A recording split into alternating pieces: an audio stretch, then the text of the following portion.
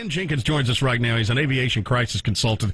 We thought we'd get his take on what has happened, the latest information that we're getting with regard to this German Wings airliner that crashed in the Alps. And the latest, Ken, is that this co-pilot actually voluntarily flew the plane into the side of the mountain. Is it odd that he was left alone in the cockpit? Does that happen?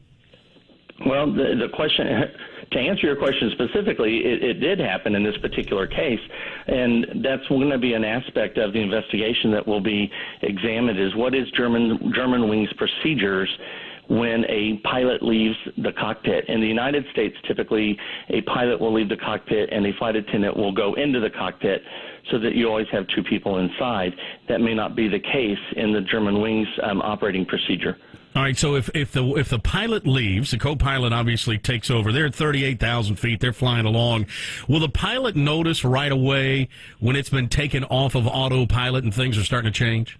It may not be right away. Once the aircraft is programmed for the descent, which it appears is what happened in this case, it can take several seconds before that starts to begin. And so by the time they go to, let's assume they're going to use the restroom, they come out of the restroom, they may notice the descent, and at that point he's trying to get back into the cockpit and couldn't get back in. Wow, he's trying to get back in the door. Is there no, I guess we know we secured those doors after 9/11. Many of the airliners did. So the pilots they don't even have a key to get in? Well, there are ways to get it depending on the system being used. In this particular case, it was an automated system where they could key in a code. They may have a key as well, but the pilot in the cockpit can manually keep that door locked from the inside. Wow.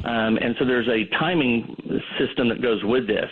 So what's being discussed now through the French prosecutors and in their press conference was there was a 5-minute window where the door doesn't open, and then after that 5-minute window, a 30-second window is there for the person on the outside to enter a code where the door would then open.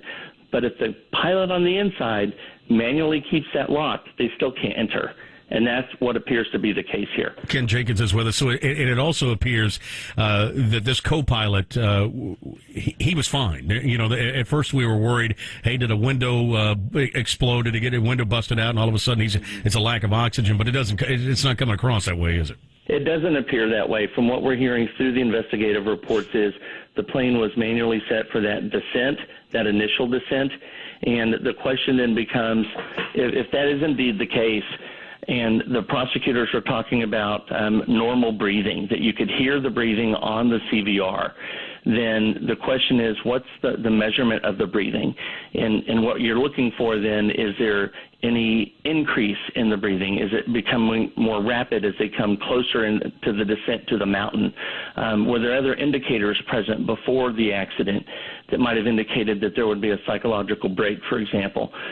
Certainly the investigators will be looking at family history of mental health and any other kind of stressors that could have triggered this event. Yeah, 28-year-old Andreas Lubitz is his name. He's the co-pilot. Ken Jenkins is with us. One final thought, Ken. Is it odd how quickly we got this information? And this goes back really to right after it occurred. In the initial press conference, we were told this looks like no one survived right away. They knew right away that this one was flown into the mountain, didn't they? Well, I don't know that we knew right away, and I say we, collectively, the aviation industry. I think they had a very good idea once the data from the cockpit voice recorder was listened to.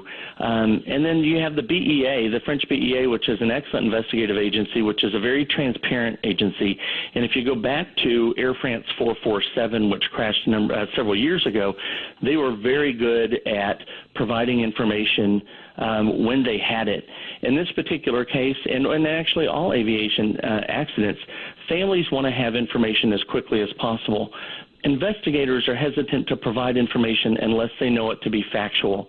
In this case, they believe it to be factual, and they provided that information to families before the media and then provided it to the rest of us right afterwards. And now Lufthansa, the parent company there of German Wings, is going to start flying family members to the crash site starting as early as today, as a matter of fact. I think 3 flights are headed that way, right? That's right. There's a great need usually from family members to want to be as close to where their loved one died so that they can look and process and feel that they were where their loved one was, and that's been an occurrence that's been going on for years. And I'm very pleased to see Germanwings and Lufthansa adapting and working with the families that way. Ken Jenkins, aviation crisis consultant. We also always appreciate the time. Thanks for hopping on with us.